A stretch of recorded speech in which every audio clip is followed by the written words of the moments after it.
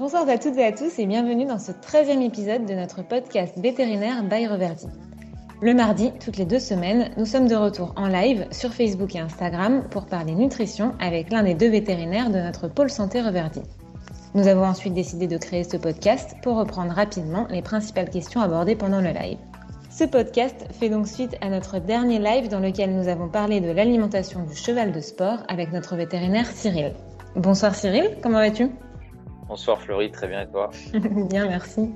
Je commence directement avec la première question. Est-ce que tu peux nous dire comment bien préparer un jeune cheval à sa première saison de compétition ? Bien alors, la première saison de compétition, elle s'inscrit dans la continuité de l'élevage. Et donc, concernant l'alimentation, on va reprendre les bases classiques, à savoir du fourrage en quantité suffisante comme d'habitude, un foin de qualité si possible. Et puis, concernant l'alimentation concentrée, étant donné qu'on peut avoir affaire à des chevaux qui sont encore en croissance, par exemple des chevaux d'une taille imposante ou importante, moi je conseille de maintenir une alimentation protéinée, en tout cas à base de breeding par exemple chez nous, durant la première année de 4 ans si voilà on a affaire à un cheval de grande taille qui est plutôt encore en train de grandir.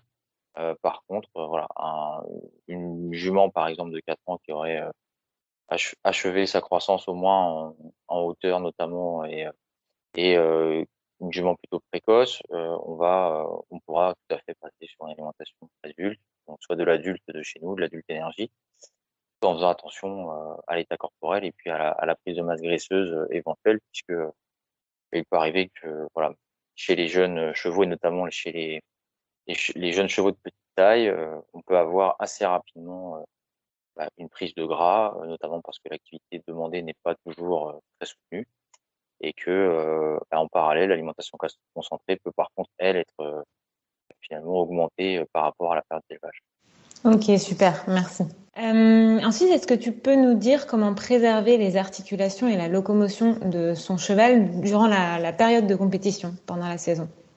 Alors, normalement, sur un jeune cheval en bonne santé, on n'a pas la préoccupation des articulations n'est pas, en tout cas, la première préoccupation.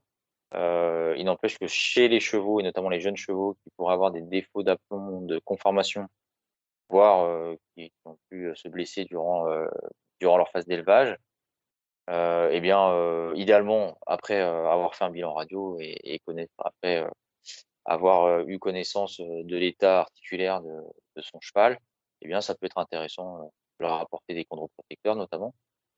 Donc voilà, à savoir le flexi chez nous, voire le super flexi. Le flexi étant déjà intéressant de mon point de vue, donc ça peut être intéressant durant la phase de compétition. Voilà, sachant que on n'est pas du tout sur la même chose qu'un anti-inflammatoire ou autre, hein. Là, on va clairement contribuer à nourrir l'articulation. Alors, chez les jeunes individus, il est clair que le rôle est surtout préventif, parce que il peut arriver qu'on ait des lésions, mais on n'est pas du tout sur les mêmes problématiques que sur du vieux cheval. Mais il n'empêche que ça peut être intéressant dans certains cas, notamment. Donc voilà pour le côté articulaire. Et puis pour le côté musculaire, là, clairement, on va travailler sur 2 choses. Déjà sur la musculature, donc là, pour ça, donc des protéines de qualité, hein, pour permettre au cheval de développer une musculature satisfaisante et qui lui permettra d'effectuer les séances de travail qu'on lui demande. Et puis, 2e niveau, concernant le muscle, c'est la protection. Donc là, on va plutôt travailler sur les antioxydants, parmi lesquels donc la vitamine E et le sélénium qu'on retrouve dans nos aliments, mais qui peuvent être apportés à dose plus renforcée, soit via notre sélénium, par exemple, voire La même E naturelle ? la E naturelle, exactement, qui est, D'accord. comme son nom l'indique, de la vitamine E sous forme naturelle, qui présente une meilleure activité biologique, donc qui est plus intéressante, mais bon, plus chère aussi, Et mais plus disponible pour l'organisme, du coup, c'est ça concrètement ? exactement, donc plutôt mieux assimilée et puis avec une meilleure efficacité, c'est-à-dire elle est vraiment, elle est identique à la vitamine E naturelle circulante. D'accord, ok, super. Et du coup, ces recommandations-là que tu as faites plutôt pour les jeunes chevaux, pour un cheval un petit peu plus âgé, enfin dans la force de l'âge, ça va être un petit peu les mêmes, des chondroprotecteurs pendant la saison de compétition pour le système articulaire et puis du coup pour protéger les muscles, plutôt des antioxydants, c'est ça ? Oui, exactement, exactement. Les problématiques chez le cheval de sport, qu'il soit jeune ou un peu plus âgé, hein, effectivement, on a en premier lieu donc des problématiques articulaires et musculaires. Et donc effectivement, à chaque fois, on va le gérer un petit peu de la même manière, sachant qu'on pourra renforcer bien plus ou moins les apports, que ce soit en chondroprotecteur ou en antioxydant, en fonction de l'intensité du cheval enfin, du travail du cheval, ou alors bien en fonction des problématiques, de la pathologie en question, en fonction de la sévérité, par exemple, d'une atteinte articulaire ou pas. Voilà. D'accord, super, merci beaucoup. Est-ce que tu peux maintenant nous parler du système digestif, comment le protéger alors pendant la saison de compétition? J'imagine aussi que les phases de transport aussi peuvent être un petit peu perturbantes et éviter notamment alors on connaît tous bien le problème des ulcères gastriques, éviter ce souci-là chez son cheval.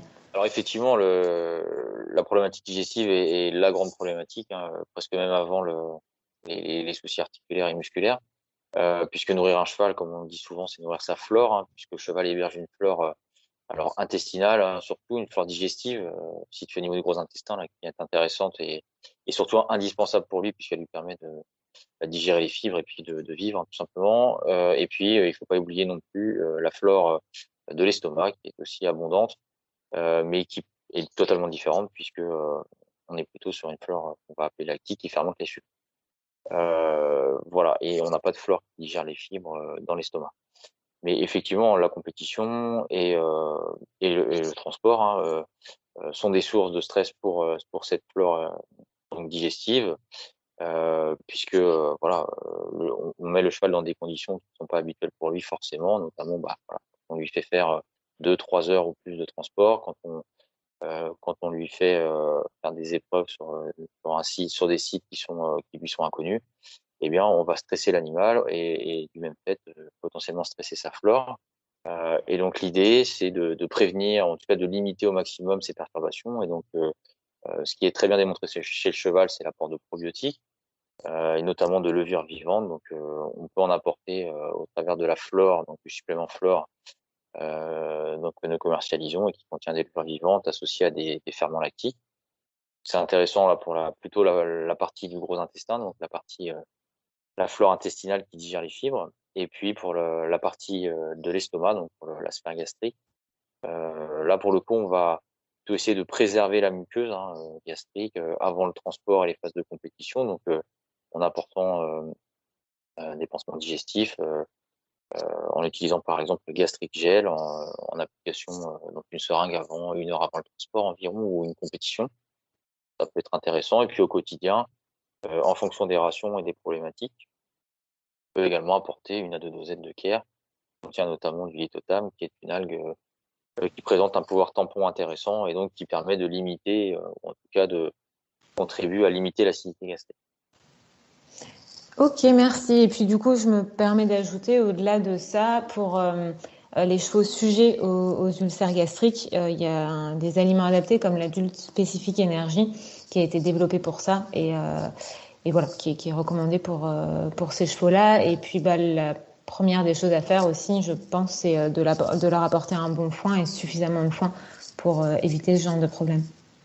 Effectivement, le Ok, foin, clairement. le foin, toujours le foin. Extra, merci. Est-ce que tu veux ajouter quelque chose ou pas? Bah écoute, je pense qu'on a fait le tour entre le podcast et puis le live. Effectivement, je pense qu'on a fait le tour. Alors après, on peut parler, enfin, on pourrait parler des formes d'énergie, mais ça, on l'a abordé dans le live avec l'alimentation du cheval de sport ne rime pas toujours et forcément avec flocons de céréales, parce que c'est vrai que je dirais presque un effet de mode. En tout cas, c'est de l'anthropomorphisme, hein. Ça rassure peut-être les propriétaires et puis de voir que les chevaux, voilà, mangent des choses colorées, un petit peu qui ressemblent à ce qu'eux peuvent manger le matin éventuellement, encore que. Euh, Encore que, ouais. et voilà. Mais il est vrai que voilà, de notre point de vue, en tout cas du mien, on peut tout à fait gérer un cheval de sport et je pense même de manière plus facile et plus saine en travaillant avec des céréales peuvent être transformées mais un minimum, hein, pas jusqu'au stade de flocon. Ça permet, surtout chez le cheval de sport, à mon avis, de mieux gérer les problématiques d'obésité, du sein gastrique, et puis éventuellement après d'autres problèmes en lien avec les glucides, notamment la nervosité, etc.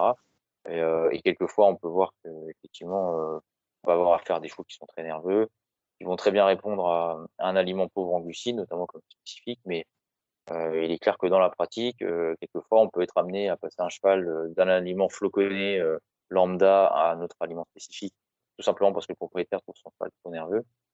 Je pense que peut-être qu'avant d'essayer le spécifique, on pourrait déjà passer sur un aliment plutôt normal, pas d'huile, pas d'énergie, et que ça pourrait déjà jouer, je pense, favorablement et améliorer le cheval concernant ce problème-là. Merci beaucoup Cyril. Merci à tous pour avoir suivi ce nouvel épisode. Si vous avez la moindre question, n'hésitez pas à nous solliciter. On se fera un plaisir d'y répondre avec nos vétos. Et puis, on se retrouve le mardi 21 septembre pour le prochain live sur le sevrage du poulain avec Aneva. Merci beaucoup Cyril et puis à bientôt.